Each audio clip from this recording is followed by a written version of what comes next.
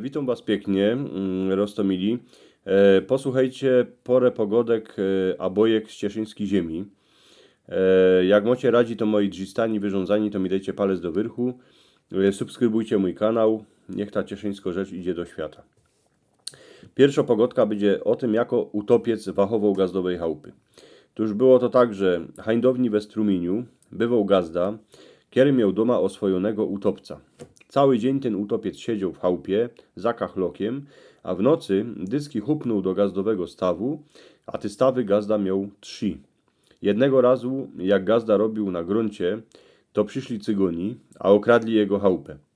Jak już mieli wylazować z mieszkami nafilowanymi roztomańtymi wiecami, we dwierzach Gdosik stanął, takowny wielkucny chłop, a ich zastawił. Dziepro, jak wszystko wrócili spadki, a dali tamkany każdowiec patrzy, to mogli dziepro iść precz. Tak utopiec wachował gazdowej chałupy. Pogodka o starucnym młynie. W jednej dziedzinie we starym młynie przeogromnie straszyło. Wszyscy, którzy w tej dziedzinie bywali, o tym wiedzieli. Każdą noc się tam robiły takowne wieca, że żaden nie chciał tam wlazować, ani teryndy kole tego młyna drepsić. Bywała tam wdowa po młynarzu, kiedy umrzył jakiś czas temu. Żyła sama, żaden jej nie chciał pomóc. Tuż młyn coraz bardziej niszczą. Próbowała pytać ludzi na dziedzinie, co by jej pomogli z tymi straszydłami, ale wszyscy się fest boli.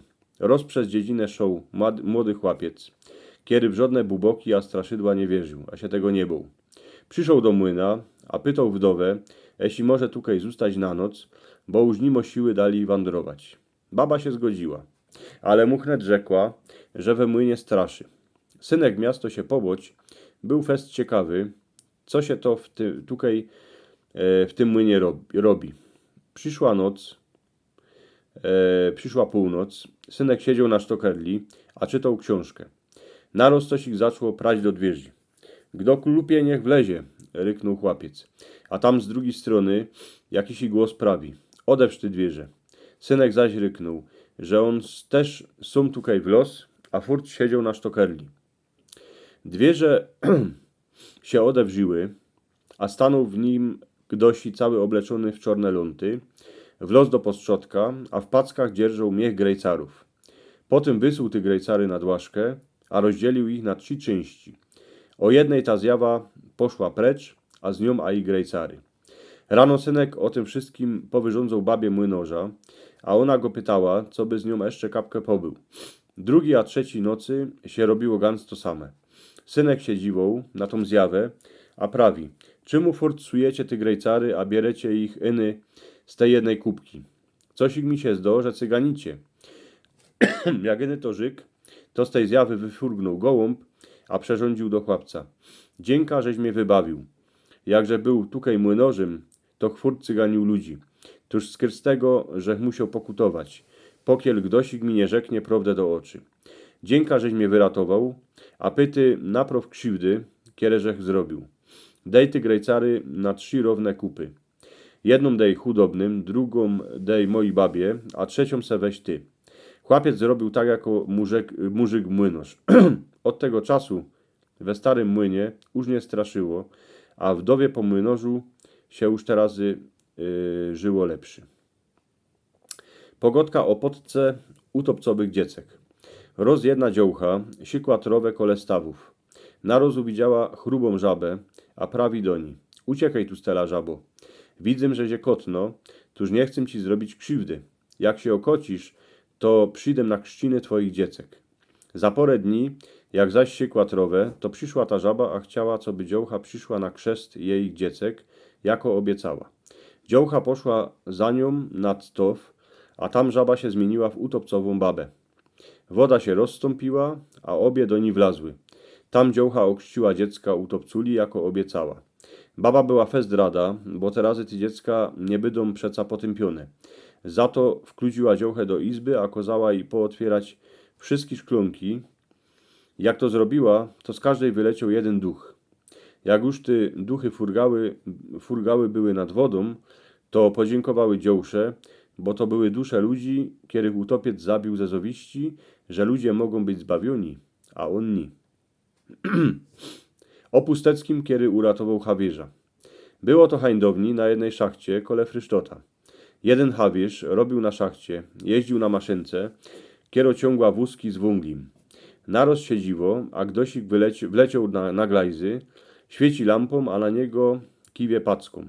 Hawierz zastawił maszynkę, a poszedł się podziwać, co się stało. Na glajzach jednako żadnego nie uwidział.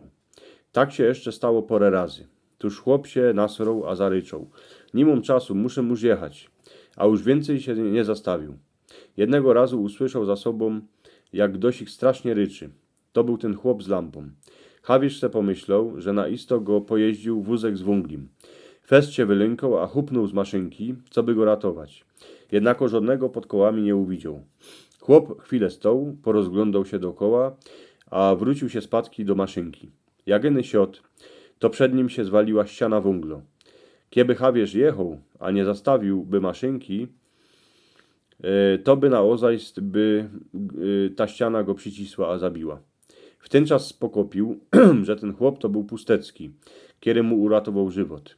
Przeca Hawierze dycki se wyrządzali o duchu, kiedy im pomogło, a czasem a i ich ratuje. To je ten Pustecki. Pogodka o tym co rod jod jeden strzygoń. W jednej familii się urodziła przeogromnie szwarno dziołuszka. Była piękna jak obrozek, ale jak już się rodziła, to jedna baba prawiła, że z dziołuszki urośnie strzygoń, kiedy będzie fez napalował ludzi. Jak dziołcha urosła, to się stało tak, jak oprawiła ta starobaba. Każdej nocy się traciła z chałupy, skokała na ludzi, a wyszkrobywała im oczy. Kierew po tym fest rada jadła. Przeogromnie kupa ludzi na dziedzinie było ślepych. Zdało się, że na tego strzygunia nie będzie rady, bo żaden nie wiedział, jako się przed nim uchronić. O strzyguniu się dowiedział jeden ślepy farosz. Kiedy se uznał, że i tak już nic nie widzi, tuż strzyguń mu nic nie zrobi. Poszedł w nocy na tą cestę, kany strzyguń dycki gonił.